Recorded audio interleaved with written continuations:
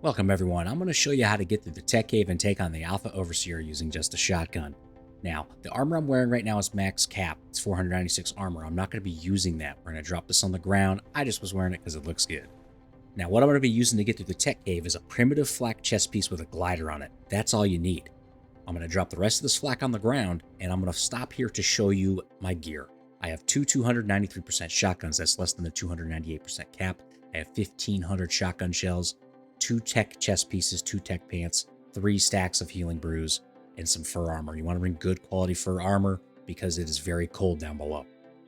I made a similar video like this a while ago, but it was using really high percentage shotguns, like 600-700% damage. A lot of people had a problem with that, so I wanted to make this to show you that it's possible to complete this with under the server caps.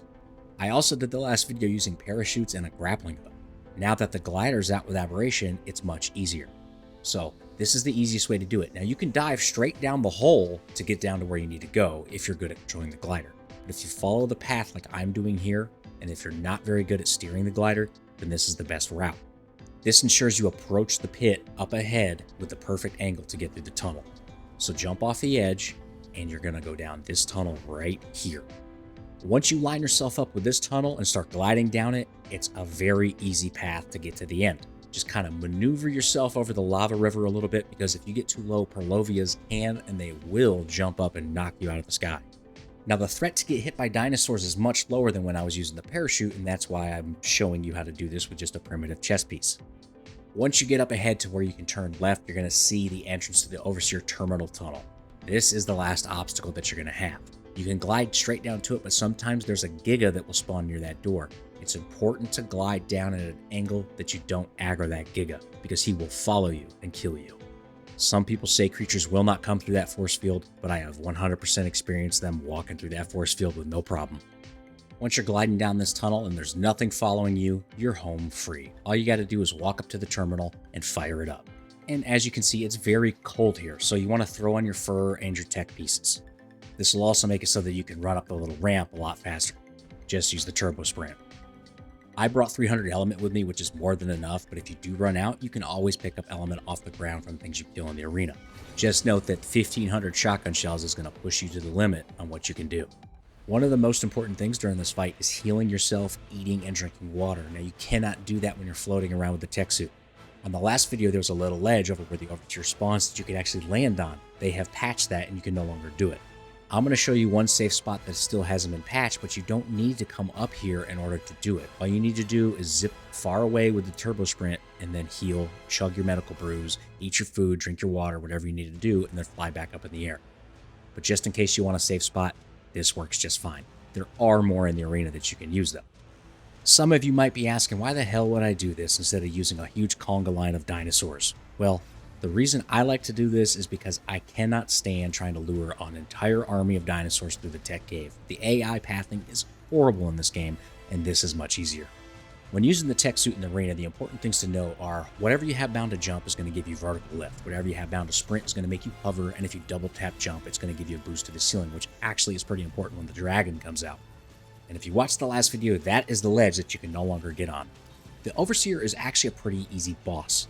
When the Overseer first spawns, he's going to have defense units popping up all over the arena. He's also going to summon a bunch of drones. Now those drones are going to attack you for the duration of the fight. You can kill them if you want, but in my opinion, you're just wasting shotgun shells. They don't really damage you, but sometimes they can knock you out of the sky. That's why you got to be prepared to double tap that jump key so that you can boost back up to the ceiling. If you feel more comfortable killing those things like the defense units and the drone, then you're going to want to bring more shotgun shells. The lasers that come out of the Overseer, which you see here, are going to stun you and prevent you from attacking. That's all they do. Once you do a certain amount of damage to the Overseer, he's going to turn into one of the Island Guardians. That's going to be the Megapithecus, the Dragon, or the Broodmother. Those bosses have pretty much the same mechanics that you found earlier when you fought them. One difference is they don't summon their minions. As the fight gets to the later stages, when he summons those bosses, they're going to have less health. And lastly, the timer up top doesn't matter. Once that timer ticks down to 0, literally nothing happens. Now the timers in the other boss arenas are different. Once those hit 0, you die, plus all your creatures. I do wind up missing a lot of shots in this fight, and you can absolutely do this and beat the timer using the shotgun. Now, just in case you have super anxiety over the whole situation, It is actually possible to beat the Overseer within the time using this method. When I finished this fight, the Overseer only had a sliver of health left, and I only had about another minute to go before he died. And I was very close to running out of shotgun shells, so keep that in mind when you prepare for this fight if you do this method. Now, each of the island guardians, the Megapithecus, the dragon, and the Broodmother, have their own kind of quirks, if you will.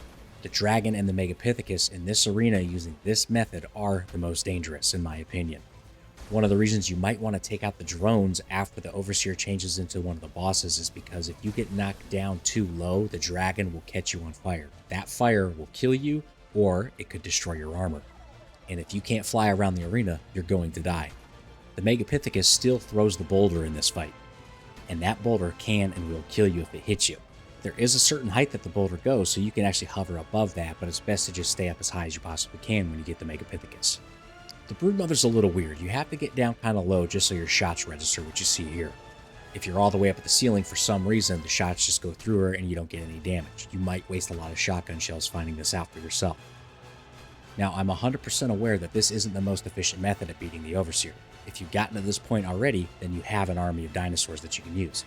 You also have good saddles for them, because you need that in order to beat the alpha bosses to get to the Overseer in the first place. On top of that, the amount of resources it's going to take for you to craft all those shotgun shells and these shotguns is pretty significant. But just in case you want to try something new, give this a go. Or hell, maybe you're like me and you absolutely can't stand navigating the Tek Cave with a bunch of creatures. Honestly, the Tek Cave is probably the biggest reason that I would suggest that you use this method. Farming for the materials to craft saddles is far more tedious than farming for the materials to make shotguns and ammo. Imagine making it all the way through the Tek Cave and losing half your army only to get into this boss fight and realize that you cannot do it. If you use this method, you don't have to worry about any of that. If you look at the timer up top, you'll see that at around 3 seconds remaining, it disappears. Notice how nothing happens? The Overseer can seem pretty formidable and intimidating if you've never done the fight before. Using this method will hopefully relieve some of that anxiety if you're worried about losing your precious tames. If you die this way, then the setback isn't as crushing as losing your precious babies. There are 2 things I didn't bring with me in this video that I would actually recommend you bring. The first being a Tek rifle. If you run out of shotgun shells and you have nothing else to use, then it's game over. The Tek rifle will be able to fire with the element that you already have and any element that you can pick up off the ground off the dead defense units or drones. The other thing I would recommend is you bring a shoulder pet. Any dinosaurs that you bring into the fight, if you survive, are going to spawn outside the Tek Cave when you're finished. You need to make sure that shoulder pet has a lot of weight. When you beat the Overseer, you're going to respawn on the island with an empty inventory. That includes the chibi that you can get from beating the Overseer. You can put those items as well as what you have remaining inside your inventory in that shoulder pad so that you can retrieve those items outside the Tek Cave once you respawn. I hope you found this video informative. Thank you for watching, and I'll catch you on the next one.